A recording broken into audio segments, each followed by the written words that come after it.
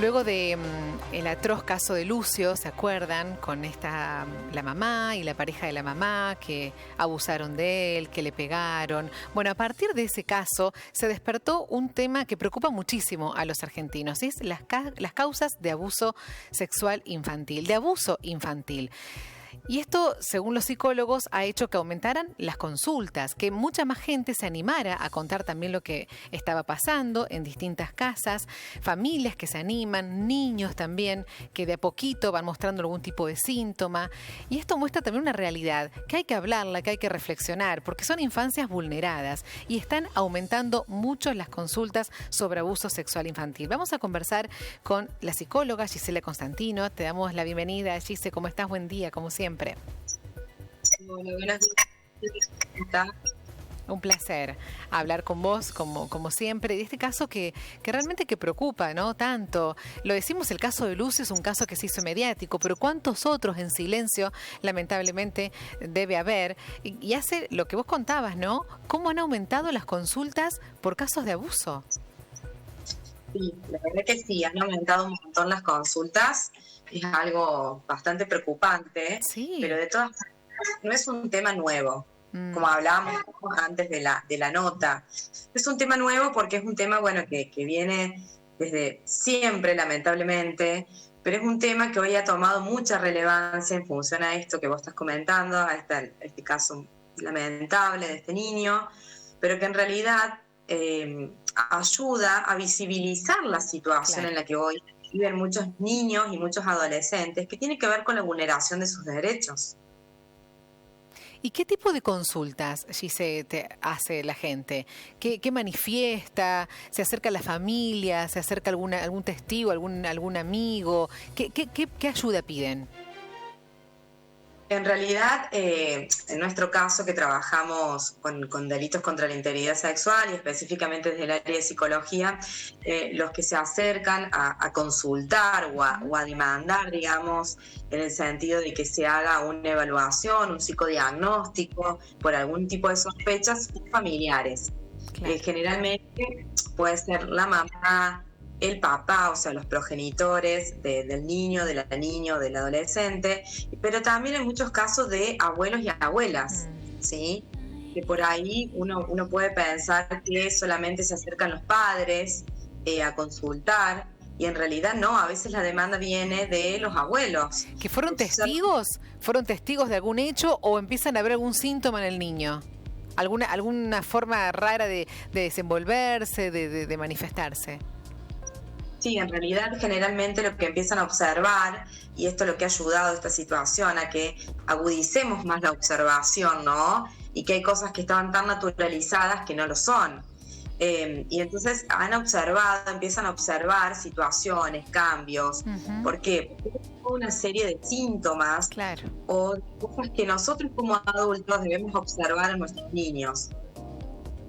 Es cuando empiezan quizás a actuar diferente, se retrotraen, dejan quizás de jugar a lo que jugaban, cambian a lo mejor quizás su forma de desenvolverse, de dibujar, de los juegos. Hay que estar atentos a esos síntomas, ¿no? A esos signos.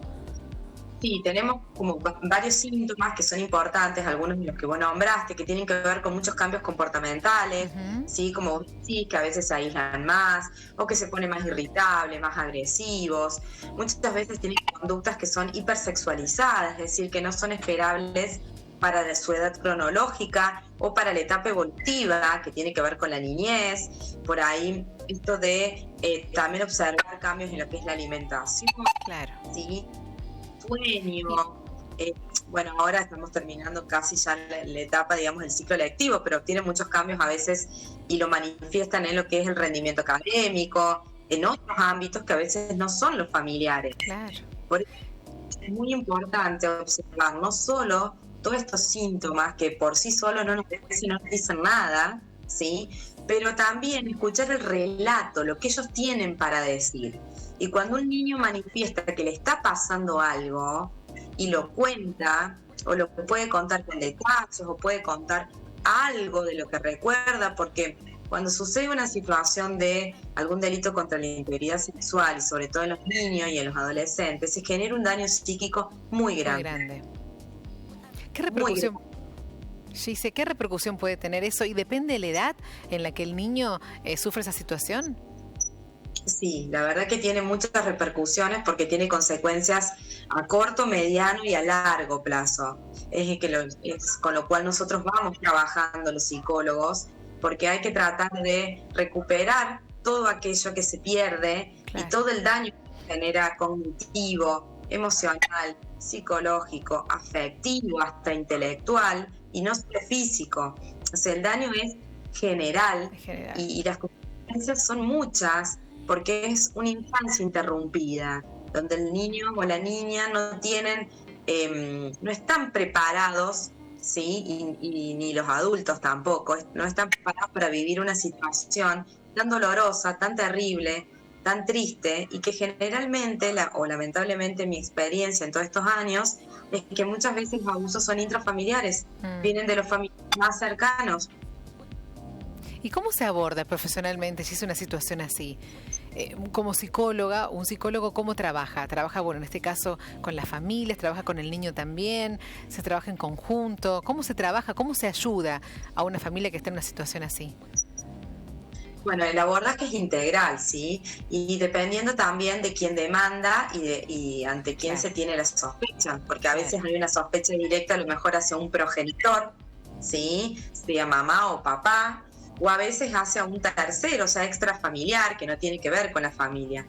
Lo que se hace es, primero todo, una cuestión de psicodiagnóstico, es ver si realmente qué está pasando en este niño o en esta niña, si hay verdaderamente alguna vulneración de algunos de sus derechos, y después a partir de ahí, bueno, se activa todo lo que son protocolos, o se deberían activar los protocolos, que tienen que ver, digamos, con las entidades públicas que deben resguardar los derechos de nuestros niños, niñas y adolescentes. Y en nuestro caso estamos hablando de CENAF, estamos hablando, sí, de todas las instituciones que actúan ante esto y ante el conocimiento de alguna vulneración o la sospecha de algún tipo de vulneración. Siempre lo recomendable es denunciar cuando hay algún tipo de vulneración de derechos. Nosotros, los psicólogos y los profesionales de la salud en general, si observamos estas cuestiones, debemos denunciar, porque es nuestro deber como profesionales, pero también como ciudadanos cuando se está observando o se tiene conocimiento de alguna situación, como vecino, como amigo, se debe denunciar, porque hay mucha cifra negra de casos que no llegan a ser denunciados. Claro, eso es lo más preocupante. Porque es un tema tan sensible que es hasta difícil, claro, de tratarlo. Como vos decís, muchos de los casos o la mayoría se dan intrafamiliarmente y eso también es un punto que cuesta hasta más porque es tu esposo, tu hermano. La situación es muy compleja. Nos decías al comienzo que esto no es nuevo, por supuesto, y ya lo sabemos. Viene de hace mucho, lamentablemente. Se visibiliza más a través de estos casos mediáticos. Pero la pandemia, ¿ha empeorado la situación? ¿Ha hecho que haya más casos? Sí, terriblemente. Entre tantas cosas que ha hecho la pandemia. La pandemia lo que ha hecho ante la situación del confinamiento, ¿sí? Claro, por ahí. Ha dado más posibilidades, ¿sí? Lamentablemente, a que personas enfermas, porque son personas totalmente patológicas y enfermas, hayan aprovechado este confinamiento para perpetrar este tipo de delitos, porque son delitos, ¿sí? Sí. Y son delitos contra las personitas más vulnerables, que son los niños, las niñas y los adolescentes. Entonces la pandemia es como que, bueno, ha posibilitado, no solo en cuestiones de abuso sexual infantil, sino en maltrato, ¿sí? En cualquier tipo de violencia, ya sea física, y también en lo que es todo lo que es la violencia en género en sí también, ¿sí? Incrementó mucho más de esto. La pandemia ha sacado a la luz lo mejor y lo peor de las personas, ¿sí? Lamentablemente. Y como vos decías, las víctimas son los más pequeños, los inocentes, los más vulnerables, los que menos pueden defenderse, ¿no?